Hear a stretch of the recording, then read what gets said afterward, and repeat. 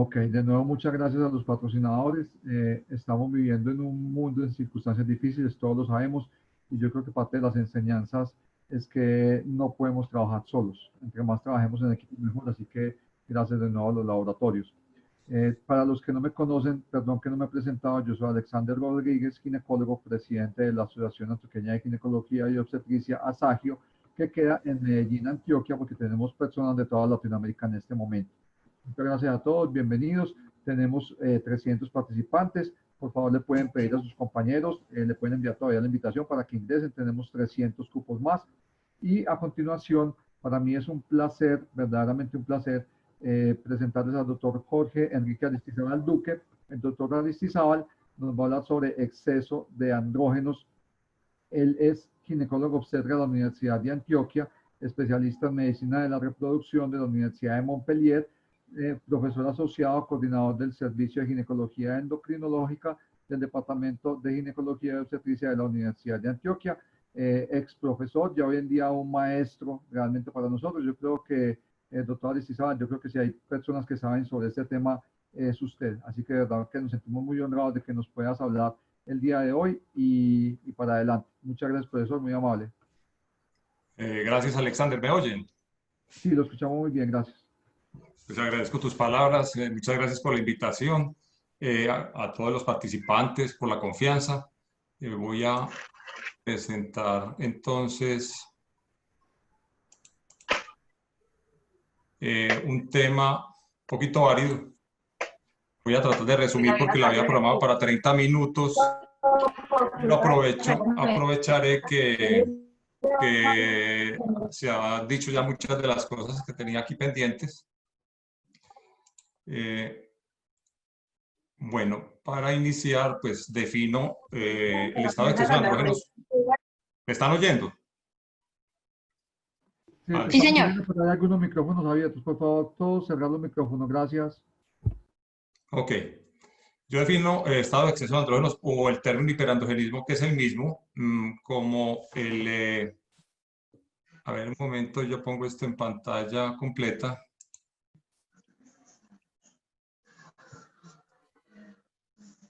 ¿Cómo hago para...? ¿Está listo? Sí, ahí escuchamos bien, Jorge, está muy bien. Es el término que agrupa los trastornos y fenómenos, porque todos no son trastornos, que se relacionan con el exceso en la producción o en la acción, porque no siempre hay exceso en la producción, de los andrógenos en la mujer. Yo sé que esta diapositiva la hemos odiado toda la vida, yo simplemente la utilizo para aclarar unos detalles importantes en el contexto, porque los andrógenos son moléculas esteroideas que son definitivas en el dimorfismo sexual desde todos los vertebrados, particularmente en los mamíferos, tiene una importancia definitiva desde la vida fetal. Y por supuesto entonces son las dos gónadas, la femenina y la masculina, las que se encargan fundamentalmente de esa producción. Pero hay que aclarar también que la suprarrenal, por razones filogenéticas poco claras, tiene una capa, una zona llamada reticular que se encarga de una manera, digamos, como subproducto de producir andrógenos. Entonces, aclarar que particularmente la suprarrenal prefiere una vía y es la fuente principal de la deshidroepiandrosterona, que es un precursor androgénico sin actividad. No está muy claro cuál es el papel de esa gran cantidad de deshidroepiandrosterona a lo largo de la vida. Sabemos que tiene que ver con la adrenarquia como un inductor de inicio de pubertad, aunque no es absolutamente necesaria. Pero es importante porque se comporta como un marcador suprarrenal, aunque su utilidad es limitada.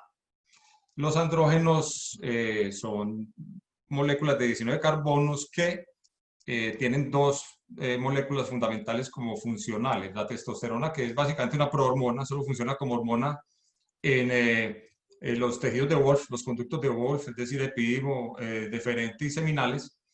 Y definitivamente la dihidrotestosterona, muchísimas veces más potente como hormona efectora final, como la más importante y particularmente la única que no se produce en las glándulas de las que estamos hablando. Hay 5 vías principales por las cuales se produce testosterona y finalmente dihidrotestosterona. Hay 3 clásicas y 2 de puerta de atrás, las backdoor pathway. Fundamentalmente todas dependen de unas pocas enzimas. La suprarrenal y el ovario prefieren la vía que llamamos delta 5 a partir del colesterol, es decir, pregnenolona, 17-hidroxipregnenolona, deshidrotestosterona, y de ahí se aplica pues una de las enzimas más deshidrogenasas, 2 en la vía de la 3-beta, que va a convertir a delta 4, es decir, androstenediona, y de ahí a testosterona con la 17 hidroxiesteroide deshidrogenasa. Está la vía por el lado delta 4, es decir, pregnenolona, progesterona, 17 hidroxiprogesterona, androstenediona, y está la vía deshidrotestosterona, androsterona y testosterona. Y las vías de puerta de atrás son importantes cuando hay exceso de progesterona porque, por ejemplo, en las embarazadas con grandes concentraciones de progesterona, sobre todo cuando le da terapia de soporte de fase lútea, podría una parte de esa progesterona, por una vía muy compleja, convertirse en dihidrotestosterona y androgenizar una mujer en embarazo. De todas maneras,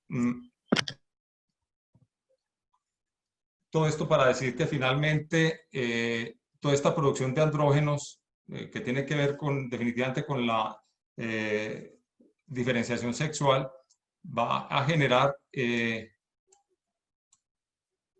pasa con ¿hay algún tipo de saboteo o qué? Sí, es posible, Jorge, es posible tratar de seguir a ver qué pasa, pero a veces sucede, pues lastimosamente. Bueno, cito el ejemplo de que los andrógenos son tan importantes en la diferenciación sexual que tenemos 2 ejemplos en los cuales no podría hablar de estado de exceso de andrógenos muy particular. Por ejemplo, individuos con cromosomas con cariotipo XY, en los cuales no puede funcionar por diferentes vías la testosterona y la dihidrotestosterona, van a generar 2 situaciones particulares que conocemos y nos llegan. Una es el síndrome de insensibilidad a los andrógenos, que tiene 3, es decir, es un defecto en la calidad de acción del receptor de andrógenos que está codificado por un gen del cromosoma X. Tenemos la situación extrema del síndrome de insensibilidad a los andrógenos completo, que va a generar mujeres completamente normales con ciertas características. Cito el ejemplo pues, de la actriz conocida con el síndrome de insensibilidad, pues, que ella es una activista del tema.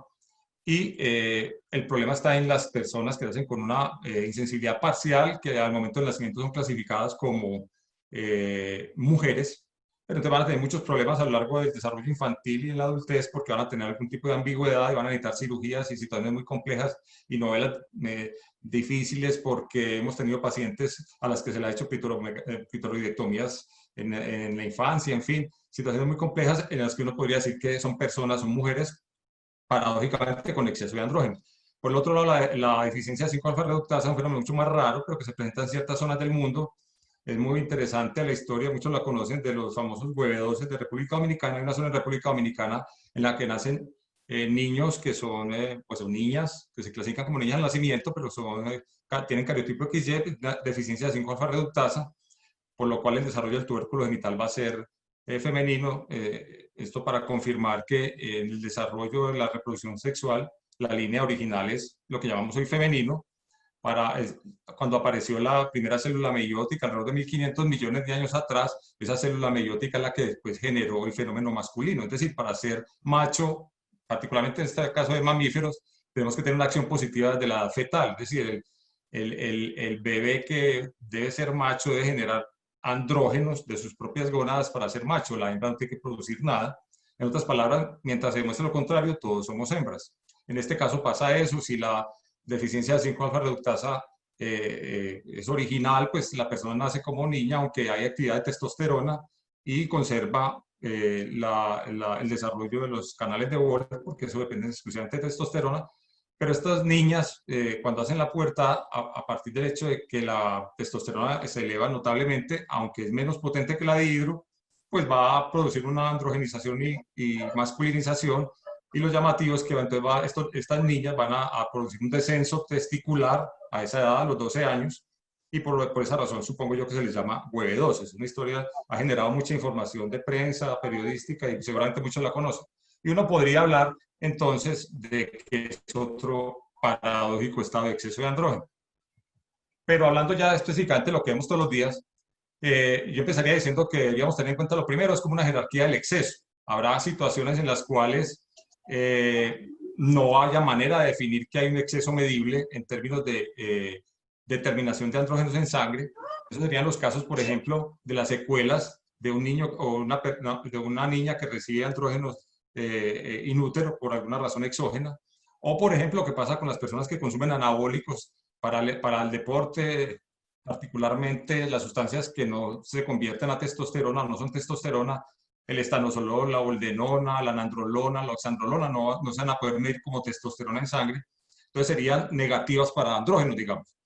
Seguiría, digamos, el hirsutismo idiopático en el índice de jerarquía, porque en el hirsutismo idiopático todo es normal. Lo único que uno podría demostrar como aumento de andrógeno serían los metabolitos de la dihidrotestosterona, y eso es un poco complicado. De pronto enseguida hablamos algo de eso.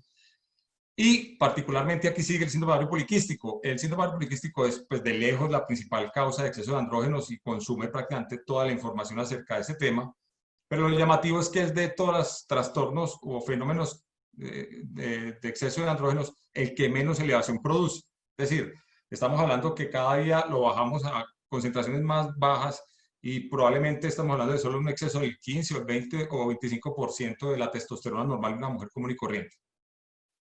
Seguiríamos con la hiperplasia suprarrenal clásica, no clásica, perdón, la congénita no clásica, que es realmente muy parecida a un síndrome ovario poliquístico, con muy pocas diferencias y con concentraciones de testosterona que se sobreponen a las del síndrome ovario poliquístico, aunque en general pueden ser un poco mayores. Seguiría el síndrome de Cushing intermedio, probablemente estamos hablando de concentraciones de testosterona alrededor de los 80 nanogramos por decilitro, es decir, 0.8 nanogramos por mililitro, que quedarían un punto intermedio entre un exceso de andrógenos muy notable y apenas intermedio.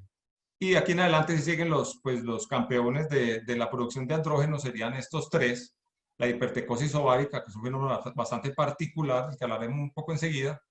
Lógicamente, la hiperplasia suprarrenal congénita virilizante, que ocasionalmente hemos encontrado concentraciones de testosterona en rango masculino mayores de 2 nanogramos o 200 nanogramos por decilitro, 2 nanogramos por mililitro. Y por supuesto, los campeones mundiales, los tumores productores de andrógenos.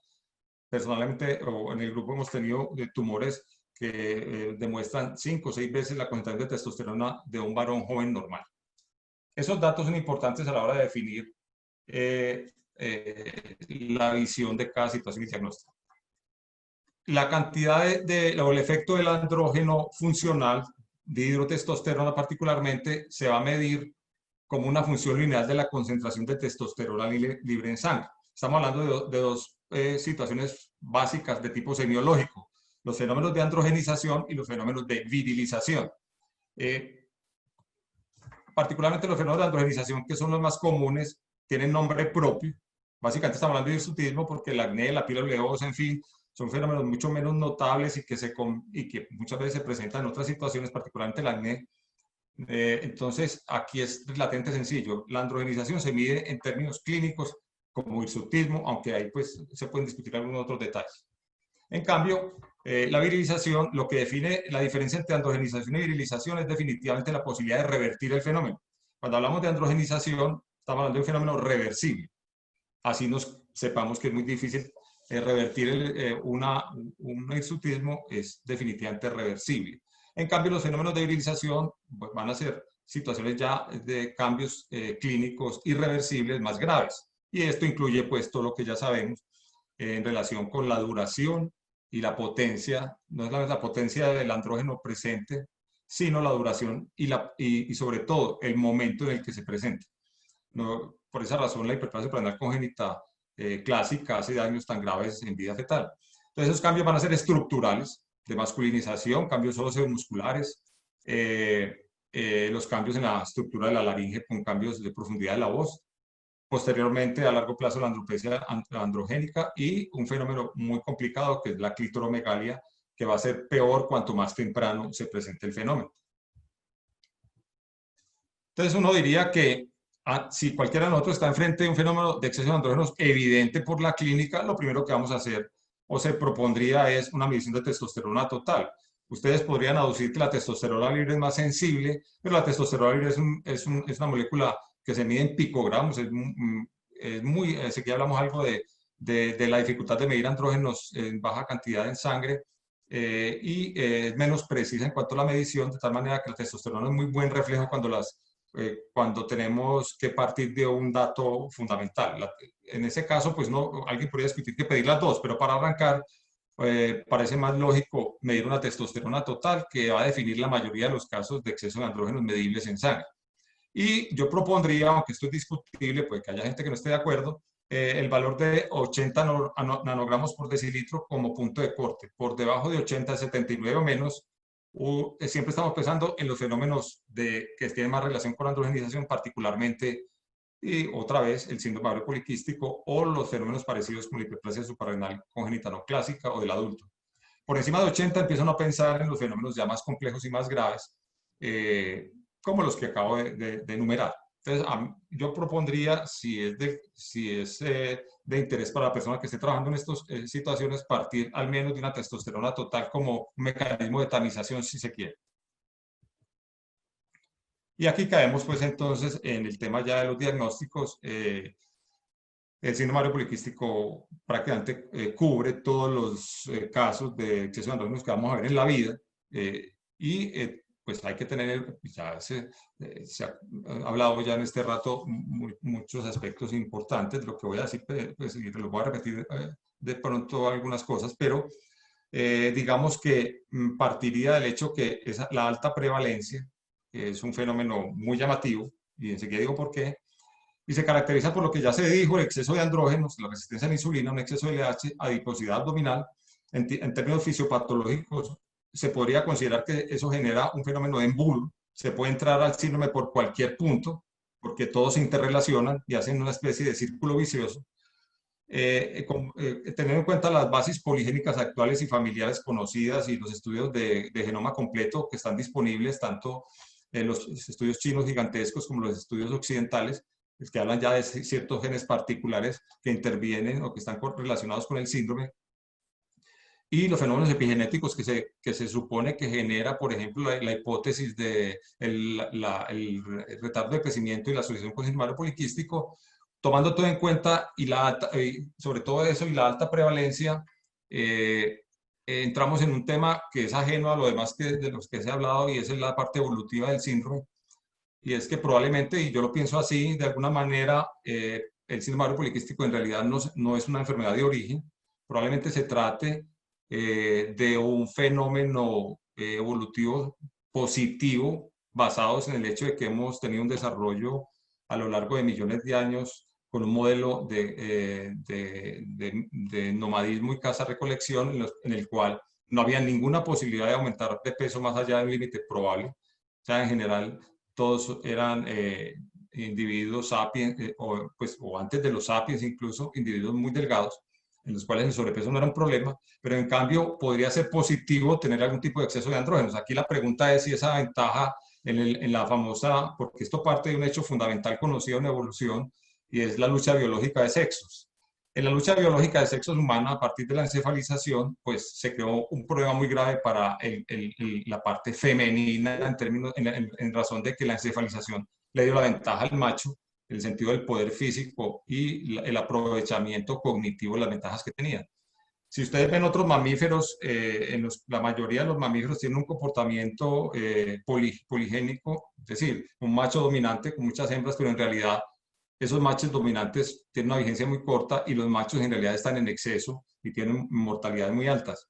En el caso del Sapiens, la encefalización llevó a un cambio probablemente de poliginia a promiscuidad y posteriormente a monogamia, en razón de que la hembra probablemente en la defensa y en el conflicto macho-hembra, en la lucha biológica de sexos, llegó al punto de ovulación oculta, y la ovulación oculta creemos que disparó los siguientes fenómenos en la relación psico o sociosexual humana, digamos, y es la monogamia y el cuidado paterno de la prole. La menopausia parece ser otro fenómeno que está en relación con ese conflicto de intereses o lucha de sexos biológica. Aparentemente, si nos pegamos pues del concepto más, digamos, respaldado, que es la hipótesis de la abuela, y que cae en el mismo asunto o en el mismo criterio del síndrome ovario poliquístico, que viene siendo como una paradoja evolutiva, y es que ambos serían paradojas en el sentido de que producen menos bebés, es decir, todos los fenómenos evolutivos o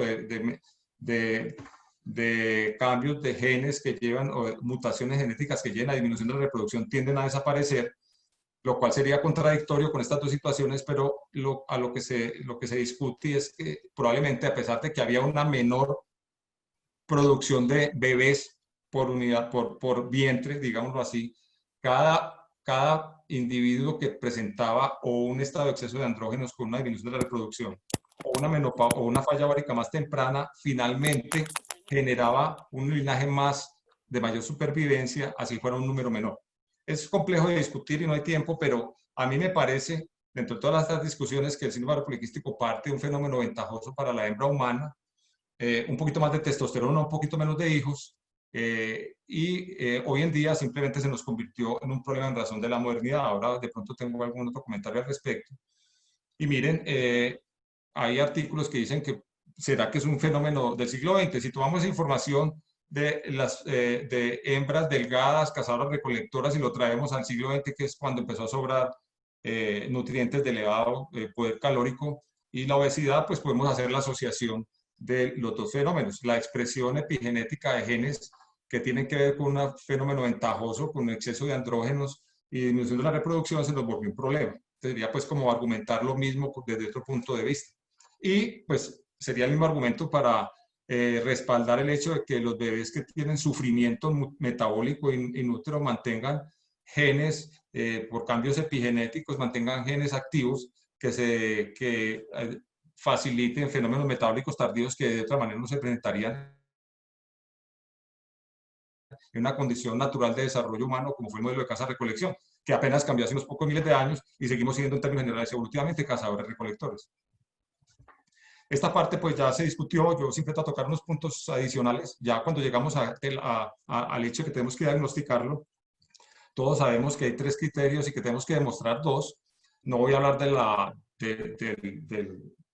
del apocalipsis que generó Rotterdam con respecto al consenso de 1990 de los Institutos Nacionales de Salud de los Estados Unidos. Yo en parte estoy en desacuerdo con el hecho de haber agregado los fenotipos sin hiperandrogenemia, fenotipo D, pero eso sería otra discusión, pues, que no es del caso.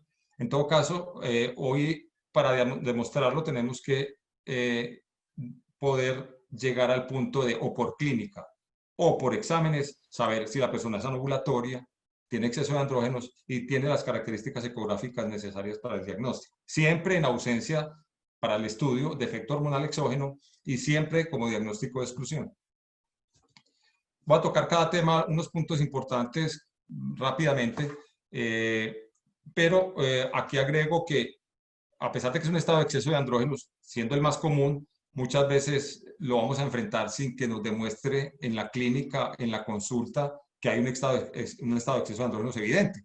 Hay otros motivos de consulta que nos deben tener siempre alertas para el diagnóstico, porque pues no están directamente relacionados en un momento dado.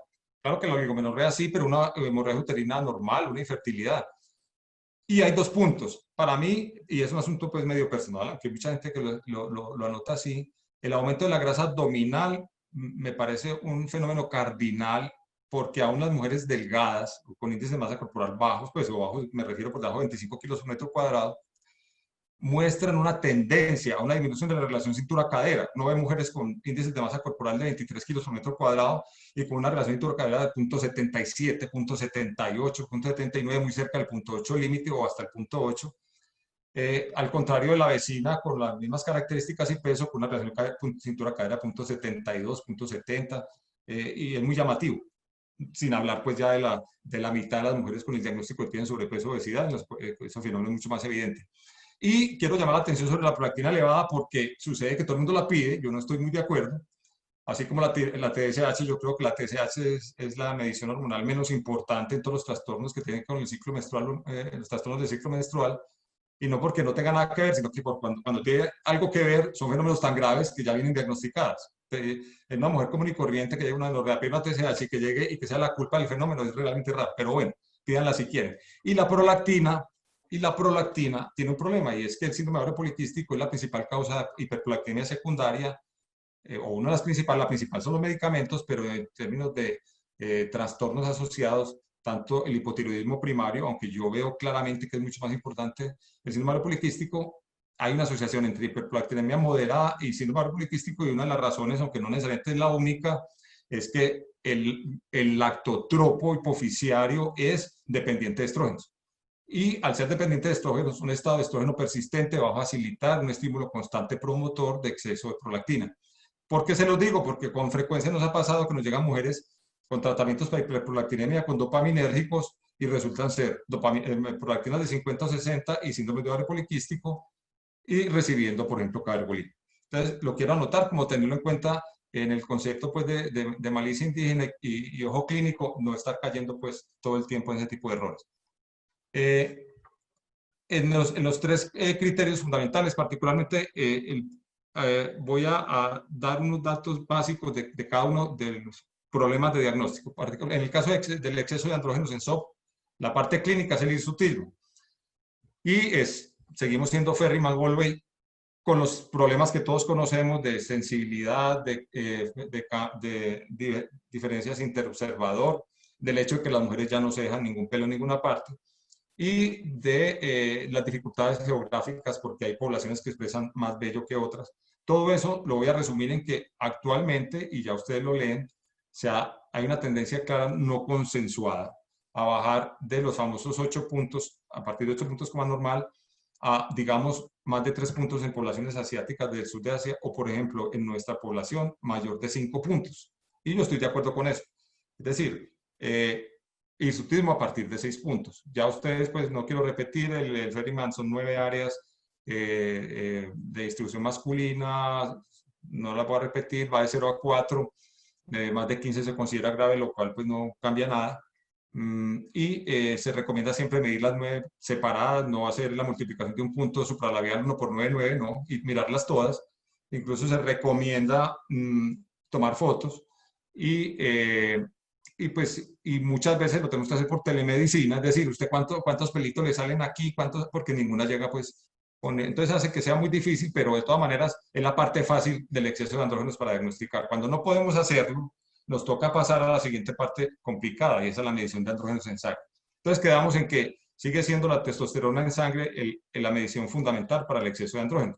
No estoy en absoluto de acuerdo con estar viendo deshidrotestosteronas o androstenedionas. Bueno, de hecho, deshidro es de fuente suprarrenal. En general no tiene tanto que ver con el ovario, aunque muchas de las mujeres con síndrome ovario poliquístico tienen elevación de la deshidro, y no voy a entrar en la discusión de las hipótesis de desregulación de la CHP17, en fin, pero no tiene mucho papel diagnóstico y nunca las medimos en términos generales para síndrome ovario poliquístico.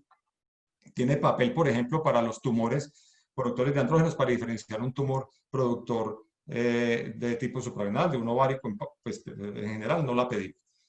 El problema de la testosterona es primero que está en concentraciones bajas en las mujeres, aún en ovario poliquístico. Cambia con la edad, no se puede medir cuando se está dando terapia hormonal, por supuesto, y tiene reactividad cruzada con otros esteroides sexuales porque son muy parecidos.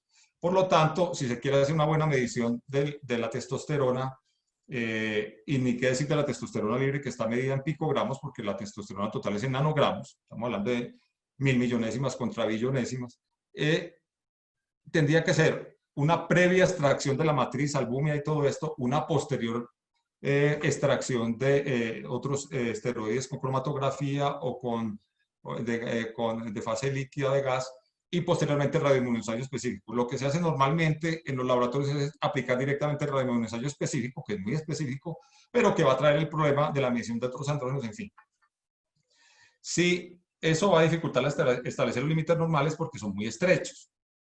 Con todo eso en la cabeza, yo les voy a transmitir personalmente lo que yo pienso de todo lo que la experiencia en la medición, porque no tengo ninguna medición poblacional que me respalde en términos de desviaciones estándar, que es otra discusión si deberíamos hacer desviaciones estándar o no en medición de andrógenos, porque, por ejemplo, el hirsutismo de 3 o 5 puntos no necesariamente se basa en mediciones relacionadas con desviación estándar, sino con más la apreciación femenina de normalidad. Entonces miren que esto se vuelve muy complicado a la hora de establecer límites y decir quién tiene síndrome o no, de tal manera que los fenómenos más ligeros que diagnosticamos con un ovario poliquístico se vuelven realmente un problema de tipo conceptual. Realmente sí vale la pena hacerlo. Pero aún así me contradigo y digo que para las mujeres en términos, pues, sumando toda la experiencia e información que recibo de mediciones de testosterona total en sangre y la evolución y lo que se lee, digamos que para mí, mujeres con índice de masa corporal normal, considero límite 40 nanogramos por decilitro, 0.4, lo cual es realmente bajo. Y para las más pesaditas, mayores de 25 kilos, 50 nanogramos por litro, 0.5 nanogramos por mililitro. Acepto la discusión, las bofetadas, las peleas, ahí me quedo. En cuanto a la testosterona libre, se acepta un límite de 2.5. Lo llamativo dentro de todo esto es que cuando uno la pide, usualmente corresponde, y entonces ahí pues digamos que es la parte positiva, pero sí parece ser mejor, como ya se dijo, o pedirlas todas, pero de todas maneras pedir el índice, hacer el índice de andrógeno libre, es decir, con la total, y pedir la medición de la globulina transportadora de hormonas sexuales, saben que es fundamental como variable en la actividad hormonal, el estrógeno la aumenta, el andrógeno la disminuye. Hay fenómenos de alteraciones genéticas del gen de la codificación de la globulina transportadora, que después explicar otros casos raros. Medir la globulina transportadora, es decir, dividir la testosterona total por el valor de la globulina transportadora, ambos en unidades internacionales, es decir, hay que convertirla en nanomoles. Ya lo dijo el doctor Muñoz, si ustedes les pasan nanogramos por mililitro, multiplican por 3.467 y si les dan en microgramos por mililitro la globulina transportadora, multiplican por 0.285 para obtener unidades internacionales. La división multiplicada por 100 les da el porcentaje de andrógeno libre. Aquí hay otra dificultad porque otra vez habría que establecer parámetros poblacionales. No, realmente es difícil encontrar alguna información al respecto y la personal mucho menos.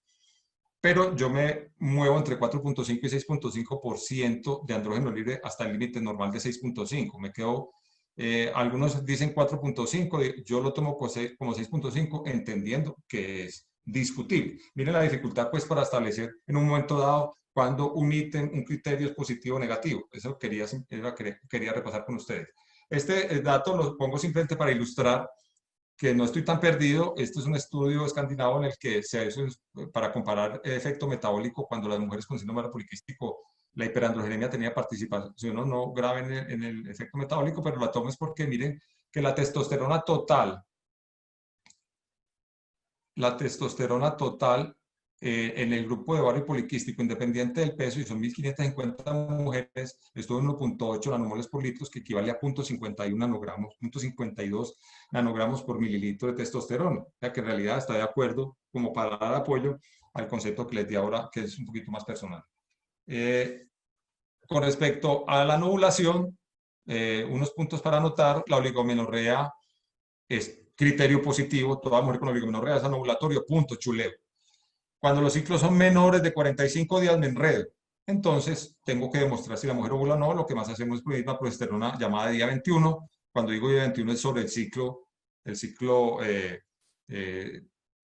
típico, normal de 28 días. Lo tengo que homologar al ciclo de la persona. Si la persona tuvo un ciclo de 35 días y entendiendo que la fase lutea es fija, aún en ovario poliquístico, entonces consideraría que ella ovuló al día 20 y tantos. Eso te traduce finalmente en que la mujer se tiene que hacer esa medición faltando 8 días para menstruar y lo tiene que calcular, lo cual puede inducir error. Eso de tal manera que cuando la mujer nos llega con el resultado, tenemos que corregir para saber si o no pues se lo hizo en el momento correcto, sobre todo pues si da negativa, si da positiva, dijimos ovuló y no importa cuándo se la midió. El punto de corte que yo utilizo 2 nanogramos por mililitro, 200 nanogramos por decilitro, aunque ustedes leen en todas partes 300. Yo sigo sosteniendo para mí que no hay ninguna manera de tener circulando 2 nanogramos por litro de progesterona sin tener un cuerpo lúteo activo. Pueden utilizar la curva de temperatura basal, es buena, pero a veces hay problemas con las personas que, pues, el hecho de tomar la basal temprano, bueno, en fin, pero es útil. Y otro mecanismo de seguimiento ecográfico un poquito más complejo, pero lo pueden hacer. Si con frecuencia hay que repetir las pruebas porque recuerden que el síndrome ovario poliquístico las mujeres sí ovulan. No ovulan tanto, pero sí ovulan. Entonces, si uno quiere demostrar que no ovula, eventualmente tiene que, sobre todo en este grupo de mujeres, tiene que repetirla varias veces. Entonces, eso hay que tenerlo en cuenta. Y finalmente, la ecografía es una locura. Yo creo que es el punto más frágil de diagnóstico. Ya, pues el doctor Muñoz también tocó el tema. En principio, tengo una discusión allí, es que sigue siendo válido 12 o más folículos, eso no se ha tocado, es cierto que se ha intentado o se ha propuesto cambiar el criterio, pero imagínense cambiar criterios hoy en día sin cambiar lo demás, es una catástrofe porque alteraría la investigación a partir de la fecha del cambio, alteraría todo lo que tiene que ver con metaanálisis y todo esto. En principio se sigue considerando positivo 12 o más folículos. Así sea cierto que hoy en día es un criterio pues muy discutible y el volumen pues ese sí no ha cambiado mucho, pero también hay que pedir, se recomienda que ustedes cuando pidan el examen sean específicos. Vea, es que yo necesito que me mida ese ovario porque estoy pensando en un síndrome ovario poliquístico, quiero que me le mida el volumen con la fórmula del elipsoide y me le cuente en el plano mayor y en el plano transversal mayor y en el plano coronal mayor, sagital mayor el número de folículos, así de específico. Y si utilizan la parietal, como ya se dijo, solamente el volumen, porque serían las mujeres que no permiten pues, la ecografía vaginal. Si ustedes ven un folículo mayor de 10 milímetros, así, o sea, que consideren que puede ser dominante, tienen que repetir la ecografía. Si solo uno de los dos ovarios es positivo, el otro no se ve, es positivo, lo consideran como punto, como criterio positivo. Y después de tener estos datos, ustedes deben excluir otras causas, lo que ya se discutió en el plano personal es absolutamente innegociable, siempre descartar una clásica con una 17 hidroxiprogesterona con un punto de corte de 2 nanogramos por mililitro o 200 por decilitro. Nunca se me ocurre, y es otra discusión, pensar en síndrome de ovario poliquístico en mujeres en edad temprana.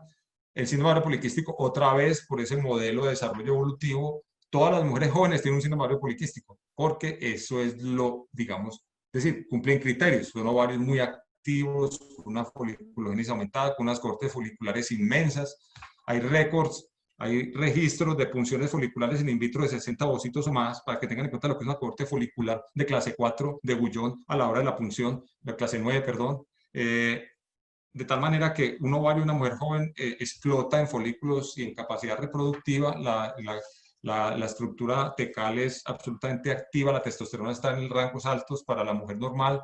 En fin, no tiene ninguna razón estar pensando en síndrome porque esto de mujer en edad temprana, excepto, bueno, y eso estamos de acuerdo con el consenso, en que sea después de los 3 años o definitivamente si una mujer presenta hirsutismo en edad muy temprana, en cuyo caso ni siquiera es pensar en ovario poliquístico, sino en el algoritmo de hirsutismo, en el cual la principal causa pues, va a ser la hiperplasia suprarrenal congénita. Evitar el uso de medicamentos, siempre pensar en otras posibilidades, el Cushing, sobre todo en las obesas con diabetes, ya eso pues, aunque nunca van a, ustedes si diagnostican alguna vez en un Cushing en la vida, realmente se ganan un premio, es muy raro, pero por el otro lado hay muchas personas que tienen aspecto Cushing y clínica de Cushing, entonces eso enreda la vida. Y otro diagnóstico difícil de descartar y muy complejo es el hirsutismo idiopático. Algunas mujeres presentan alopecia androgénica aislada y nos obliga a buscar de alguna manera el respaldo de si tiene un síndrome poliquístico. Algunas veces lo encontramos, otras no. Y otra vez, atención a la prolactina elevada. Para terminar la parte del síndrome poliquístico, entonces, termino diciendo que probablemente estamos abusando del diagnóstico, que cada vez lo hacemos más frecuente, con parámetros más finos, lo cual ha aumentado. El solo Rotterdam con respecto a NH aumentó la prevalencia en 4%, algo así o más. De tal manera que hoy en día, con los criterios somos muy estrictos, una infinidad de mujeres lo cumplirían. Y la pregunta es cuál es la utilidad que tiene estar diagnosticando síndrome ovario poliquístico en todas estas mujeres. Es una discusión que no voy a hacer hoy. Diagnosticarlo con criterios preventivos tiene su ventaja, pero a la vez el exceso de medicina es un peligro y ya se tocó el tema del exceso de uso de metformina en mujeres que no lo necesitan.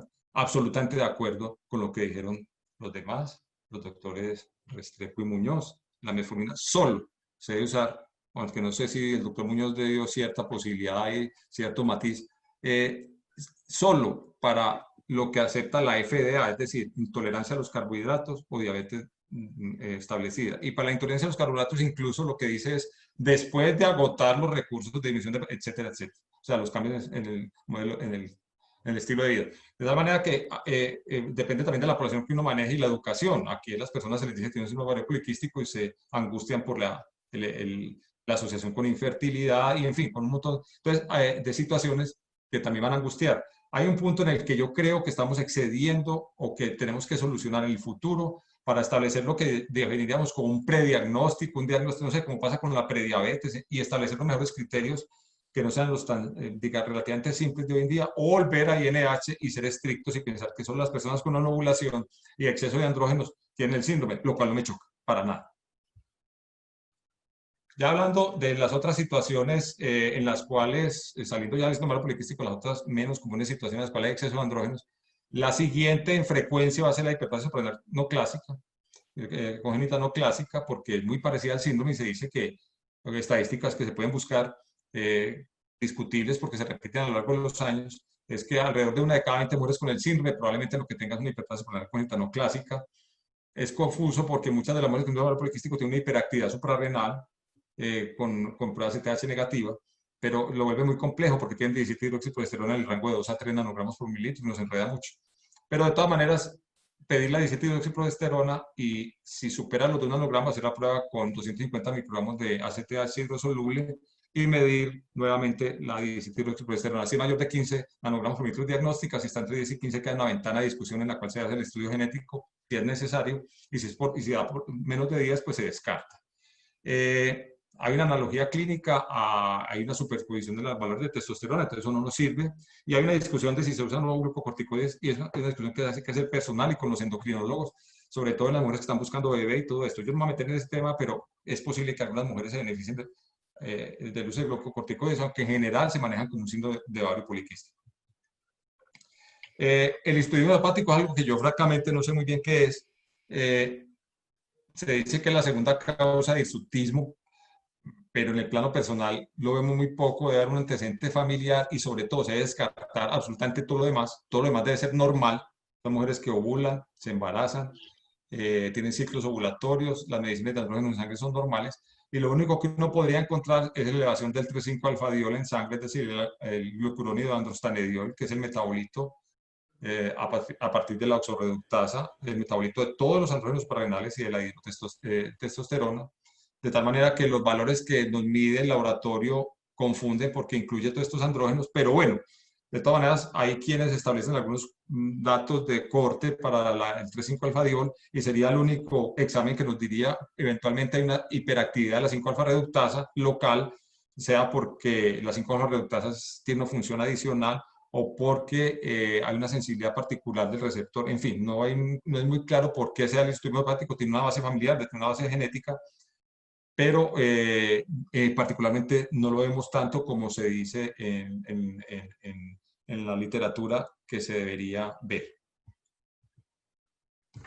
Cushing, pues simplemente decir unas palabras, todo se parece a Cushing, casi nadie lo tiene, entonces es al revés.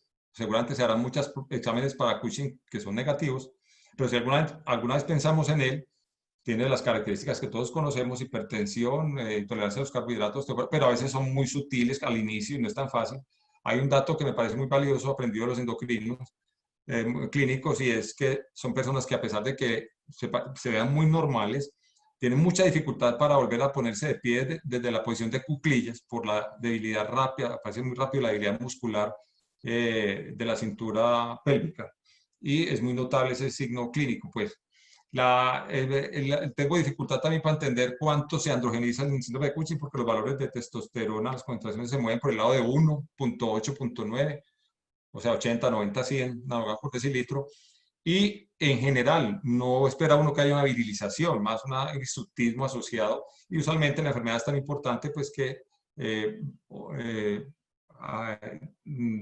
disminuye la importancia que puede tener una simple hirsutismo en una mujer con una complicación tan importante. Entonces no es la consulta que nosotros veamos con alguna frecuencia. Es lo más difícil de diagnosticar, tiene que hacer la tríada de exámenes, no voy a entrar a discutir esta parte porque nos cogió la noche. Si hay alguna duda, pues se puede pedir poner una cortisoluria y remitirla al endocrino clínico porque el manejo es exclusivo de ello. Aquí entramos al punto final de los más importantes productores de andrógenos de todos estos trastornos. La hipertecosis ovárica es un fenómeno. Bueno, aquí tengo primero la hiperplasia suprarrenal congénita virilizante. Tampoco pues mucho que decir, son personas que nos llegan ya con el diagnóstico porque son fenómenos que presentan desde el nacimiento con algún tipo de ambigüedad sexual. Si son perdedoras de sal, pues con un problema mucho más grave. Claramente, pues la inmensa mayoría son deficiencias de 21 hidroxilasa completas o casi completas. Y van a tener, personas van a tener testosteronas elevadas en el rango casi masculino, con efectos muy graves de la infancia. Hemos visto una mejoría a lo largo del tiempo, desde que se dispone la hidrocortisona para el manejo en la infancia, han mejorado mucho los fenotipos. Sin embargo, desafortunadamente nos han llegado mujeres a las que se han tratado. Eso ha cambiado afortunadamente con el tiempo y con las redes sociales y con la modernidad, y ya están, personas no reciben cirugías o no son sometidas a cirugías de remodelación genital en edad temprana. Hay que esperar a que tengan una capacidad de decisión mínimo 14 años para decidir qué quieren con sus genitales. Eso ha hecho que ha migrado estos procedimientos quirúrgicos de los cirujanos infantiles a nosotros. Nosotros estamos haciendo estas cirugías de remodelación vulvar, clitoroplastias, vulvoplastias, e incluso algo tan complejo como el seno urogenital. Uno de los grandes problemas de las niñas con síndrome de una hiperplasia suprarrenal congénita virilizante es la frecuencia de seno urogenital, con unas vaginas que desembocan a un seno, una uretra que desemboca a un seno, y con las grandes dificultades para la actividad sexual y la reproducción. Aunque hemos tenido mujeres grandes, a las que la actividad sexual les ha dilatado el seno y funciona normalmente, pero van a tener problemas de reproducción. Y esto es una situación muy compleja porque es una cirugía sobre todo cuando los senos son muy altos, con riesgo de perder el esfínter uretral, de tal manera que he puesto en 3 o 4 oportunidades en dificultades para decidir si esta paciente se operan o si se les puede aplicar algún tipo de terapia de reproducción asistida, particularmente situaciones tan raras como por ejemplo una inseminación transtubárica y cosas de ese tipo. Y sobre todo, pues el problema de si hay un embarazo y una complicación del embarazo, que no hay una vía expedita de salida vaginal y todo tendría que ser pues por vía abdominal. Son situaciones que nos presentan muy raras, pero muy complejas. La hipertecosis ovárica es otro fenómeno raro, y aquí hablamos entonces del papel de la LH como inductor y promotor de actividad tecal. La LH es halagonada como la CTH suprarrenal. En el término filogenéticos, la célula de Leydig y la célula tecal tienen de un origen común y responden a LH, de tal manera que en los estados en que la LH se eleva podría haber una respuesta tecal exagerada, probablemente basada en algún tipo de respaldo genético, de alguna alteración genética de base. Entonces pensamos que la hipertecosis ovárica que se presenta en mujeres en la peri y posmenopausia, raramente más jóvenes, siempre está asociada a resistencia a la insulina y a la elevación de la LH relacionada con la menopausia, de tal manera que hay un sobreestímulo sobre la célula tecal y va a responder con islotes de células tecales benignas, con una hiperactividad andrógena inmensa, con concentraciones de andrógenos en rango masculino casi, y con virilizaciones relativamente rápidas, muy parecidas al fenómeno que se presenta con los tumores y se confunde con él, pero ahí no vamos a encontrar entonces ninguna imagen discreta, solamente unos ovarios grandes, y hay que sospecharla simplemente por la clínica y por esos datos. Y de la misma manera pienso yo que el famoso síndrome de Ehlers-Danlos, que seguramente muchos de ustedes han conocido, el Ehlers-Danlos es como el top del síndrome poliquístico, con hiperandrogenemia excesiva, con obesidad central, acantosis, en fin, el cuadro de foto pues, del síndrome poliquístico excesivo. Da la impresión de que fuera un fenómeno parecido en mujeres más jóvenes con un exceso de LH, que termina haciendo una hiperrespuesta ovárica parecida con exceso de andrógenos y cierran un círculo de síndrome ovario poliquístico hipertrofiado. A mí me da la impresión de que el Ehlers-Danlos es como un modelo de hipertecosis temprano, no específicamente un síndrome ovario poliquístico convencional. El tratamiento, por supuesto, es la oophorectomía bilateral y el estudio histopatológico. Y finalmente los tumores ováricos, esto es un tema pues muy extenso, pero básicamente son suprarrenales o ováricos, casi todos van a ser ováricos. En general dependen del estroma rápidamente. El ovario tiene tres componentes ontogénicos. Son el epitelio celómico, que es endodermo, tiene el estroma, que es mesodérmico, y tiene las células germinales, que son, no se sabe, eso sale muy tempranamente del saco de Young, de la pared del saco de Young, y realmente algunos hablan de endodermo primitivo. En fin, en todo caso son tres componentes, linajes celulares que pueden dar tres tipos de tumores distintos. Los más comunes van a ser los epiteliales de las mujeres más grandes, están los germinales de las mujeres muy jóvenes, a partir del ovocito, digamos, pero todos los estromales van a ser los productores de hormonas. Los más importantes van a ser los de granulosa definitivamente, pero en nuestro caso serían los tumores de Leydig, que tumores de células de Leydig que pueden estar en el ilio o en el estroma. Bueno, esa diferenciación no nos importa mucho, pero son tumores que muchas veces son muy pequeños, a veces son grandes, pero muchas veces son muy pequeñitos y difíciles de encontrar, con concentraciones de testosterona muy altas y el efecto en pocos años de una virilización muy rápida. El tumor de células esteroideas es otra cosa, otro fenómeno raro, que se parece mucho a un tumor suprarrenal puesto en el ovario. Lo hemos visto en un caso muy particular de una niña con una hiperplasia suprarrenal congénita, con una virilización terrible, muy joven, en la cual la cirugía demostró un tumor de células esteroideas, particularmente con deshidrotestosterona elevada, por lo cual no esperaría un ovario, con unas concentraciones de testosterona elevadas, con una metástasis a colon, que se trató, hubo que hacerle resección, una hemicolectomía derecha, afortunadamente solo se le hizo la resección del anexo derecho y se consideró tratada por los oncólogos, pero son situaciones supremamente raras. Y el luteoma estromal es un fenómeno también muy parecido, vuelvo y les insisto, como al efecto promotor de la LH sobre unas células tecales particularmente sensibles. También es benigno, a veces se presenta en embarazo, pero también efectivamente son muy raros. En general, todos estos, particularmente los tumores, los primeros tumores son en general de manejo oncológico y quirúrgicos. Eso era todo como lo que tenía para decir, no sé. Ale, muchas gracias. Muchas gracias, doctor Aristizábal, por su excelente presentación. En aras de tiempo y esperando la presentación de la doctora Luisa, las preguntas que tenemos de los asistentes, se las haremos llegar y las responderemos directamente a los interesados. La doctora Okay. Luisa nos va a continuar. El doctor Aristizábal, muchas gracias por su presentación.